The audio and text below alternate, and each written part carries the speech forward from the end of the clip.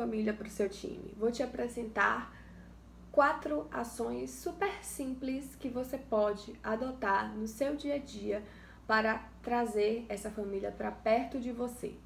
Então, primeira coisa, gere transformação na vida desse familiar, né? Dessa família como um todo.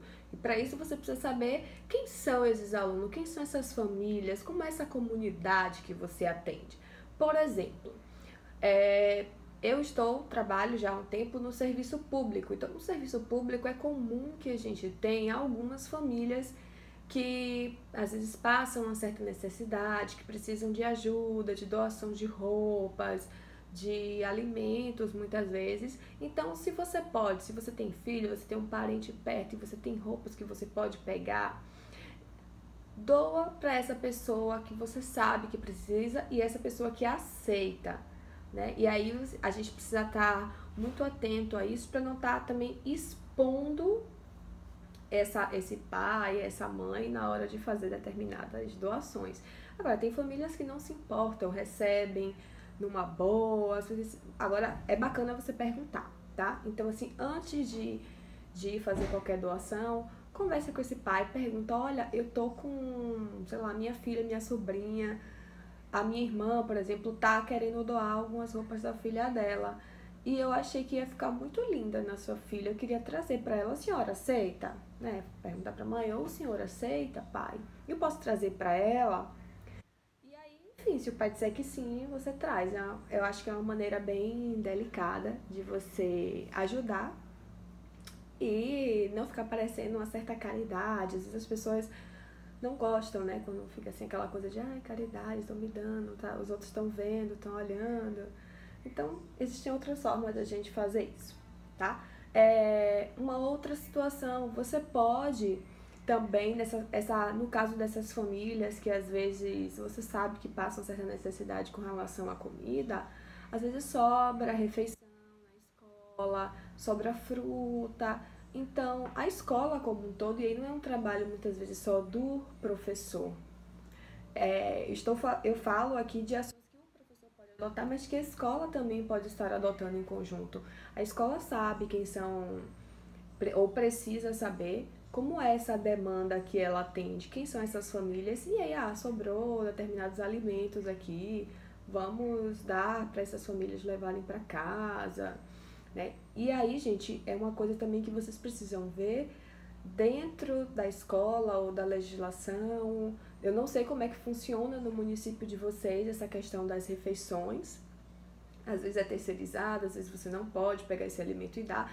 Então, assim, cada caso um caso, precisa ser avaliado, mas é uma sugestão, tá? Então, se o alimento é comprado para consumo dentro da escola e por um acaso sobrou, que às vezes sobra, porque você computa, por exemplo, a escola tem 200 alunos, mas teve chuva, teve, sei lá, um surto aí de muitas crianças adoeceram e só estavam indo para a escola 100, ou seja, as outras 100 que não foram, não consumiram e por um acaso sobra refeição, você pode fazer doação para essas famílias que precisam, e eu acho isso uma ação muito bacana, sabe? Você pega o dinheiro público e transforma para uma ação para aquela comunidade novamente. Eu acho muito legal. Um outro ponto, tem uma festinha na escola, né? E aí, poxa, sobrou aqui doce, sobrou um bolo. Manda, faz um prato, faz uma coisa legal e dá para todo mundo levar. Geralmente a gente faz assim, dá, né, para as crianças levarem, cada um leva um pouquinho. Para aquelas famílias que você sabe que precisa mais, você pode pegar e, por exemplo, eu já fiz, às vezes já sobrou um bolo inteiro de uma festinha de São João, por exemplo, na escola. E aí eu pegava esse bolo inteiro e dava, não só para criança, a gente pode fazer também isso, porque quando a gente fala de aproximar também famílias, né, a comunidade, você pode pegar e dar para aquele profissional da limpeza que trabalha na sua escola, né, e fazer com que ele leve isso também para os filhos deles, dentro da casa dele. Enfim, tudo você pode gerar essa aproximação da comunidade para você, para o seu trabalho, trazer isso para dentro da instituição escolar. Outro ponto, às vezes você tem ali uma pessoa da família que está precisando de um atendimento médico e você tem um contato, né, tanto você, pessoal, educador, pode ter um contato de alguém que facilite o atendimento médico para aquele familiar, como a instituição escolar. E aí eu gosto de enfatizar o poder da escola como instituição escolar. A escola precisa entender o poder que ela tem enquanto instituição.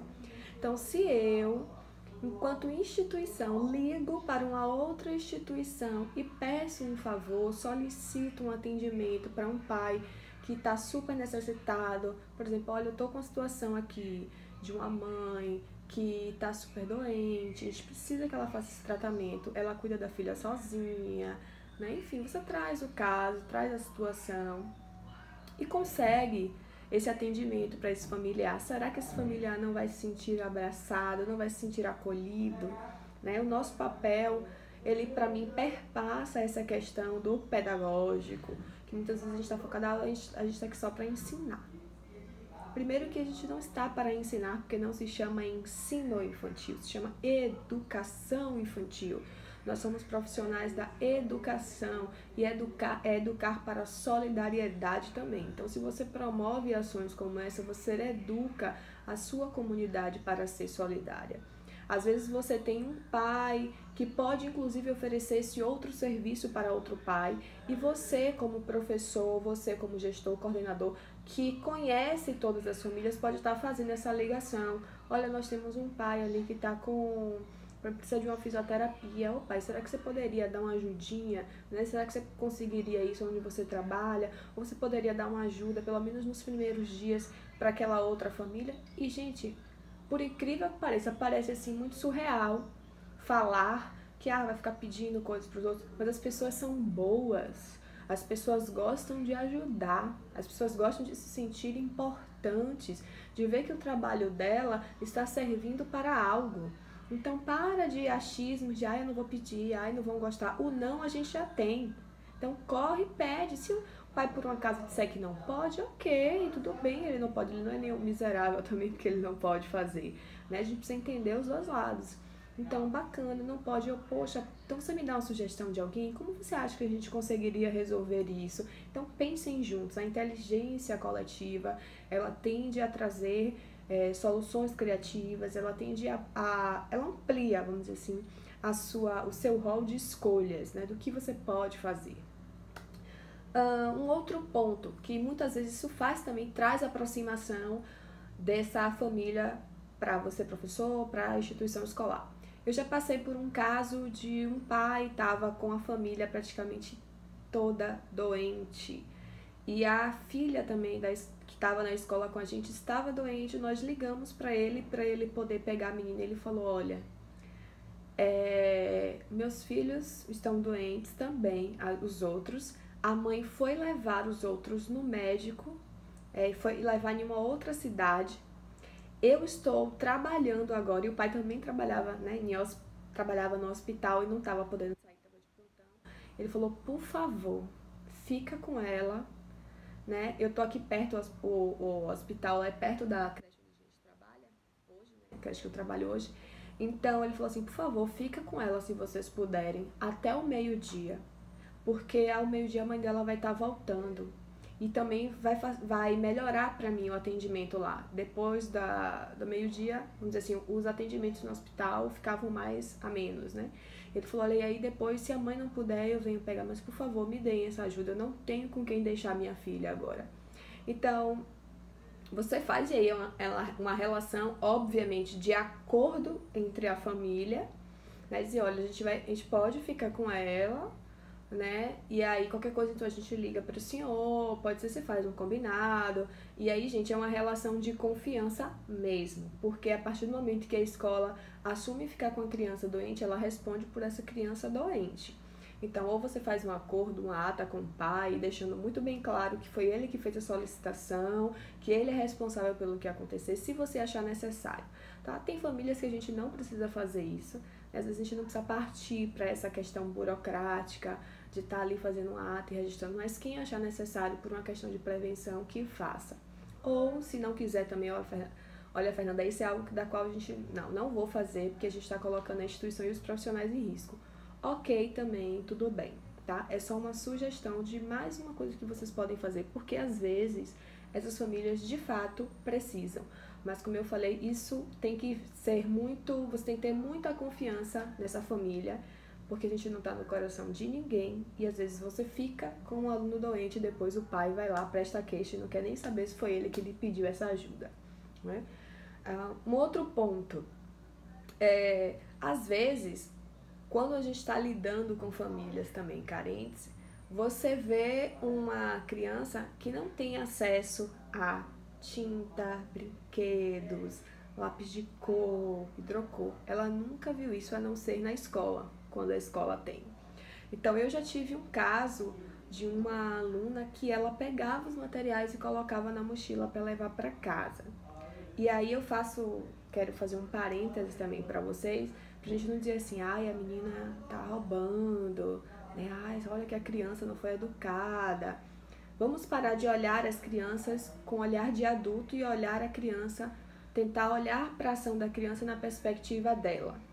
Então, a criança que fez isso, ela estava louca para brincar com aqueles brinquedos, com aqueles materiais na casa dela, com os irmãos dela, porque ela nunca teve isso na vida. Então, uma das coisas que eu passei a fazer para ela foi, não só para ela, mas para alguns também, para não ficar uma coisa muito particular daquela criança, eu dava, por exemplo, na escola tinha muita tinta. Então, durante a semana, eu falava assim, hoje todo mundo vai levar um potinho, aqueles potinhos pequenos de tinta. Eu falei, todo mundo vai levar um potinho de tinta hoje para casa, para brincar com o pai, com a mãe, com o irmão de vocês. E aí eu fiz uma atividade de um pintar o outro na sala, e depois eles levaram esse potinho para brincar com a família. E depois que eu comecei a fazer essa ação com eles na sala, ela parou de levar as coisas. Eu sentei com ela também e conversei sobre a situação, né, de que não podia, que era o material da instituição, mas que eu faria de uma outra forma para que ela também tivesse acesso, para que ela pudesse brincar. Então eu resolvi a situação dela de uma forma, vamos dizer assim, não agressiva, né, de não expor essa criança, de não criar alarde dentro do que ela estava fazendo, tá? E aí ela passou e foi muito bacana porque ela pôde interagir com a irmã, né, com a mãe, os outros também me contavam, os próprios pais diziam, Fernanda, minha filha, foi uma loucura em casa, essa menina queria pintar todo mundo. Então você acaba criando um vínculo muito bacana.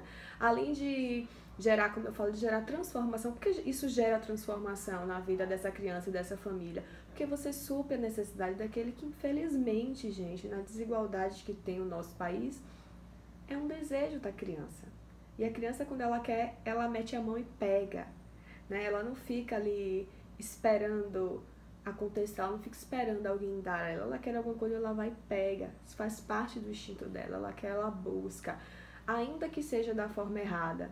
Então, por isso eu conversei com ela para explicar que não era bacana, mas eu dei uma alternativa do que eu podia fazer, para que ela tivesse a oportunidade de também levar, de também brincar com aquilo, né? Às vezes eu pegava e dizia assim, olha, pode levar essa boneca com você, tá? E aí amanhã você traz. A menina não tinha boneca. Então, eu fui sondar, eu fui saber qual era a realidade daquela criança antes de tomar uma posição. Eu falei, olha, aconteceu isso, para ter algumas pessoas da comunidade. E me falaram, olha, Fernanda, realmente ela vem de uma família, ela mora num barraco, né? Enfim, falou a situação da família. Eu falei, qual é o desejo? Gente, com a criança que vê uma boneca e às vezes não quer levar para dormir com essa boneca dentro de casa, né? Se às vezes quem tem um bocado tá ali apegado, dorme com seus brinquedos, imagina quem não tem acesso, né? Então, assim, são coisas simples que nós podemos fazer e que ajuda. Então, vamos lá. Segundo ponto, trace um plano junto com as famílias, um plano de ação junto com essas famílias. Então, quando você faz uma reunião, que você traz essa família para dentro da escola, conversa com esses familiares e tenta captar ali através de uma conversa, de uma dinâmica, e aí isso vai do perfil de cada educador, quais são os sonhos desses familiares. Isso serve também lá para você gerar transformação, tá? Então, quais são os sonhos, quais são as expectativas deles para aqui, para dentro da escola? O que é que eles querem que tenha no trabalho dessa creche? O que é que eu posso fazer para atingir, para ajudar com os sonhos desses profissionais? Faça também interações diárias com essa família. O que é que você está achando do trabalho? Como é que você acha que a gente poderia melhorar? Então, o pai vem numa festa, na combinação de um projeto, pergunta ele o que você achou, né? E muitas vezes o pai, na conversa, ele fala, nossa, professora, fulano chegou em casa e me contou que teve isso, que teve aquilo. Foi, é verdade, nós fizemos tudo isso. E aí, o que a senhora acha? Foi, e aí, como é que foi essa conversa em casa? Você gostou de saber? É um bate-papo mesmo, tá, gente? Não vamos transformar isso numa entrevista, assim, uma coisa formal, porque muitas vezes o pai sai daquele... Quando você estabelece uma conversa extremamente formal com esse pai, ele vai sair daquele papel de um posicionamento fluido, de uma conversa fluida que ele vai falar, ele vai demonstrar, né, aqui nas feições dele, nos movimentos dele, todo o sentimento de como aquilo foi para ele, e ele vai entrar numa conversa formal. Então você, quando dita que é uma conversa fluida, é um bate-papo, ele vai entrar como um bate-papo. Então a ideia é que você vá conversando e captando ali a interação com essa família. Se é uma família que interage, massa, bacana, você começa a saber quem são as famílias que interagem, quais são as famílias que ainda não conseguem estabelecer um bate-papo, e aí você ajuda essa família a instigar mesmo a conversa com a criança. Então, ela quis vir me dizer isso, mas eu não tenho paciência para ouvir, não. Você fala, ô mãe, ô pai, mas conversa é muito importante para ele contar. Então, quando ele trouxer alguma coisa assim, faça sempre perguntas. Pergunta ele como é que foi, né? Quem fez? Ele disse, um coleguinha pintou. Que coleguinha que pintou? Como é que ele pintou? Ele usou o que para pintar? Então, faz sempre perguntas para fazer ele falar. E se tratando de crianças pequenas, isso é uma super forma da gente estar trabalhando essa oralidade. Então, você vai jogando isso para as famílias e eles vão entendendo a importância. Porque uma das coisas que a gente precisa, inclusive, compreender é que os pais não são educadores e que eles não vão saber, muitas vezes, a importância desse diálogo, a importância de estar estabelecendo perguntas, a importância de estar dando esse espaço para a criança, para que ela fale, para que ela exponha, para que ela experimente, por exemplo, as ações dentro de casa. Eu já vi uma mãe uma vez virou para mim e falou assim, Fernanda, você está me causando o maior problema. Eu falei, tomei um susto até na hora. Eu falei, por quê? Minha filha, com esse negócio de trabalhar alimentação saudável. Agora, se eu paro em algum lugar para comer com essa menina um cachorro quente, um refrigerante, ela não pode, minha mãe, isso não é saudável. Eu dei risada até com a mãe. Eu falei, olha, pensa pelo lado positivo, né? Que bom que ela tá com essa consciência, que bom que ela tá, assim, disposta a estar, de fato, consumindo coisas saudáveis. Então, quando você for sair com ela, né, com as outras irmãs, tenta botar uma fruta dentro da mochila, tenta fazer uma outra coisa. Se não tiver jeito, você conversa com ela, né? Olha, hoje não deu pra mamãe trazer, por um acaso. Hoje a gente come isso, mas é só hoje, né? Tenta estabelecer uma conversa, porque a criança, ela entende também. Então, assim, é muito bacana. E aí você ensina o pai a como criar estratégias, ao invés de ficar, a pessoa tá me criando um problema por causa da alimentação saudável, você direciona, a gente para de olhar para o problema e olha para a solução, né? Então, é uma coisa que eu sempre falo.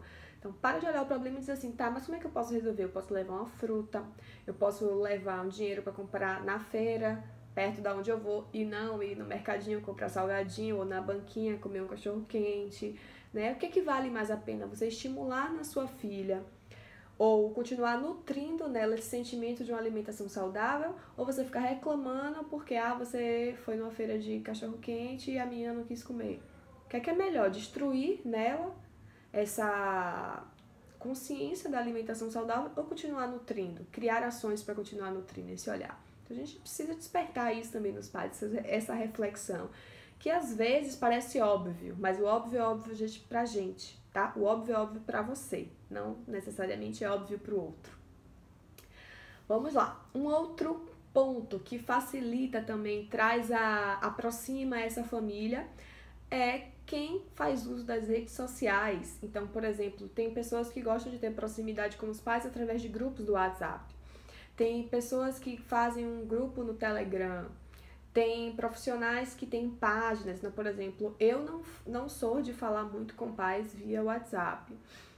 Alguns pais têm o meu contato e falam comigo, mas geralmente a minha interação com eles é pelo meu Insta ou pela página do QI no Face. Então, eu converso com os pais logo no primeiro momento, nas primeiras reuniões que a gente tem, e falo, olha, eu tenho esse espaço na rede social e eu posso estar postando foto de atividades, de momentos que eu tenho com as crianças lá, mas eu preciso que vocês me autorizem. E aí os pais fazem, a maioria a gente quer, muito difícil você ter um pai que não queira, eles querem ver. Então eu explico para eles, inclusive, eu utilizo também esses materiais em apresentação de trabalhos, se eu for em alguma universidade apresentar trabalho, eu utilizo para mostrar essas vivências, para apresentar o trabalho que eu faço com os filhos de vocês, que os filhos de vocês desenvolvem para outras pessoas. E os pais também acham isso bacana, sabe?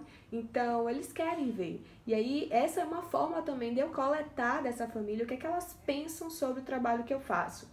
Então, eu boto um vídeo lá de uma vivência, de uma relação íntima, às vezes, de um aluno com o outro, e os pais começam a perceber, esse é o coleguinha que ele tanto fala quando ele chega em casa. Tem alunos que têm essa aproximação muito forte, né, que tá sempre lá, porque o meu amigo fulano, meu amigo fulano, meu amigo fulano, e o pai não conhece, às vezes, esse colega, mas quando você põe lá a foto, né, e aí você faz um relato, por exemplo, que demonstra a amizade entre essas duas crianças, a mãe, um pai que tá lá visualizando a rede social, fala, olha, é esse o amiguinho que ele tanto fala. Gente, ver é diferente de ficar ali só escutando. Então as famílias querem ver, querem criar uma imagem. Quando alguém te conta uma história, né? Para comigo e pensa, quando alguém te conta uma história, a primeira coisa, você começa a idealizar, sua mente vai projetando, vai ali criando, botando aqui na frente, fazendo, né, literalmente uma projeção de tudo que você está falando, porque nós temos uma necessidade de visualizar. Então, a mesma coisa, os pais querem visualizar quem é essa criança. Quando a criança chega, eu brinquei no jardim, eu pulei com tinta, eu desenhei com carvão, o pai quer ver essa experiência. É diferente da criança relatar, é diferente dele ver o riso da criança numa foto, dele ver o corpo da criança ali sujo, dele ver a experiência do grupo junta, né? Então isso também é muito bacana, né? Eu acho assim o máximo. Eu adoro quando os pais olham e falam, meu Deus, é isso que eles fazem? Ai, que lindo, publica mais, bota umas fotos do meu filho, né? Eu acho muito legal. Isso também, pra mim, tem um retorno significativo. Poxa, isso aqui os pais gostaram, né? Isso aqui o pai me deu uma dica. Tem pai que chega lá e fala assim, professora, por que você não faz isso, isso e isso também? Então isso nos dá alguns insights também do que a gente pode fazer. Um outro ponto, às vezes nós temos também familiares que são mais afastados da escola. Então, uma das coisas que eu fazia quando a família, por exemplo, a criança vai sempre de transporte, a família não comparece na escola. Então, eu convidava essa família para vir pegar o filho. Ô pai, a gente quer te conhecer, vem pegar, traz o seu filho tal dia e vem pegar ele pra gente bater um papo. E aí tem pai que vem, né? Uma outra forma era mandar um recado para essa família dizendo, olha, você foi convidado para participar de uma atividade aqui com a gente, nós queremos a sua presença. E aí o pai se sente tipo, poxa, eu fui convidado para participar, né? O pai se sente importante. Então, olha, pai, tal dia, reserva no seu calendário, reserva aí na sua data. Ou, se o pai não puder naquele dia, me fala um dia que você está disponível, porque você está sendo convidado a participar de uma atividade com a nossa turma. E aí você pode descrever a atividade, né? Olha, vai ser uma atividade culinária, a gente quer você aqui. Enfim, faz um convite bacana, né? Chama, entretém esse pai para que ele queira participar. Um outro ponto, se um pai ele tá acostumado a ir pegar e levar o filho, mas ele não entra, às vezes não chega perto da escola, fica mais lá do portão, pede para que alguém pegue, chama esse pai para entrar, deixa essa criança dentro da sala. Quando ele disser assim, fulano vai pegar meu filho, você deixa a criança na sala e aí fala assim, vamos dizer que ele tenha um amigo tenha vindo pegar, né, a criança pequena, e fala assim, mãe, a mãe dela tá aí, o pai dela tá aí, manda ela entrar aqui que eu tô precisando conversar com ela. E aí quando essa mãe chegar, fala assim, mãe, eu queria lhe dizer que hoje, nossa, sua filha hoje fez tanta coisa bacana, eu fiquei impressionada, eu precisava te contar isso. Isso é uma forma de você conhecer esse familiar, porque muitas vezes os pais às vezes não querem entrar porque não acham importantes. Tem pai que acha que só é chamado para ouvir críticas do filho, tá? Não vou nem entrar nesse adendo de criticar a criança.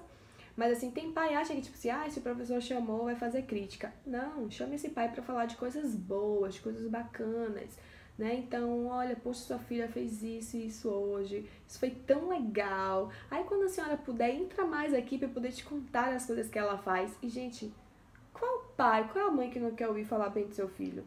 Ela pode não ter entrado daquela vez, mas talvez ela comece a entrar na escola, porque você disse a ela que se ela entrar, você vai começar a contar para ela as maravilhas que a filha ou o filho dela tem feito na escola. Então, isso também é convidativo para a família, tá? Vamos lá. Um outro ponto. Quando eu falo assim de você também manter contato constante com essa família, que é bacana, é necessário, isso faz também, isso liga a um outro ponto, que é você conquistar o aluno. Quando você conquista o seu aluno, você conquista a família. Tem um ditado que fala: quem a boca do meu filho beija, a minha adoça, né? Acho que é bem isso. Deixa eu ver aqui. Quem meu filho beija, minha boca adoça. Então, nós temos 4 pontos importantes aqui. Eu vou rever para poder falar para vocês aqui. Nós temos levar transformação para a vida dessas famílias. Nós temos outro ponto que é incluir essa família no seu plano de trabalho. Nós temos um outro ponto que é manter contato constante com essa família. E um quarto ponto que é você conquistar o seu aluno. Então, Fernanda, como é que eu conquisto esse aluno? Trata bem, gente, a criança. E acho que isso aí muitos de nós professores já fazemos. Então, dá carinho, dá atenção a essa criança. Procura ver quais são as necessidades dela, do mesmo jeito que você faz com a família. Muitas vezes a escola dá muitos ouvidos ao que o pai quer, ao que a mãe quer, mas não escuta a necessidade da criança. Foca tanto no que o pai e que a mãe quer e não escuta a criança, que às vezes a criança está sendo massacrada pelas falsas ideias que um pai ou a mãe acha que é melhor para ele. Gente, pai e mãe nem sempre sabe o que é melhor para o filho. Isso é um engano. Às vezes a gente fala assim, pai e mãe sempre quer o melhor para o filho. Sempre quer o melhor, ok. Sempre sabe o que é o melhor? Não. Muitos dos nossos pais, muitos dos pais que nós temos aí na nossa sociedade brasileira, eles não passaram por uma formação, por uma educação para aprender a ser pai e mãe. Não é à toa que hoje nós temos muitos profissionais que trabalham ensinando esses pais a serem pais e mães, a entender a cabecinha dessas crianças, como é que funciona, para saber como é que vai agir. Não é à toa que a gente vê que tem muito pai e mãe que bate, senta porrada no filho, não consegue dialogar, trabalhar, por exemplo, uma disciplina positiva, educar através do amor e não da punição. Portanto, nós precisamos educar essas famílias, dar ouvido sim ao que os pais falam, mas escutar essa criança. E se você ficar focado demais no que um pai ou no que uma mãe quer, você pode não satisfazer esse aluno, mas você satisfazendo esse aluno, as chances de você conquistar essa família é muito grande, tá? Então, foca na criança, foca no que a criança quer, leva felicidade para a vida dessa criança. Eu costumo dizer que para mim a premissa básica, Fernanda, quando você chega dentro da sua sala, do seu ambiente de trabalho, qual é a premissa básica do seu trabalho? Os meus alunos têm que ser felizes na convivência comigo e das pessoas da escola. Disso eu não abro mão. Então, Fernanda, quer dizer que o seu objetivo, que você tem como expectativa, não é que ele aprenda cores, letras, números, que ele venha lá nutrir a criatividade dele, por aí vai? Não é que eu não pense nisso, mas isso não é o essencial. Se eu tenho uma criança feliz, se eu tenho uma criança que sente bem, sente a vontade, ela sente liberdade de ser quem ela é, no espaço da instituição escolar, ela consegue. E aí vamos pensar que a nossa mente, a gente age muito mais pelo sentimento do que pela razão.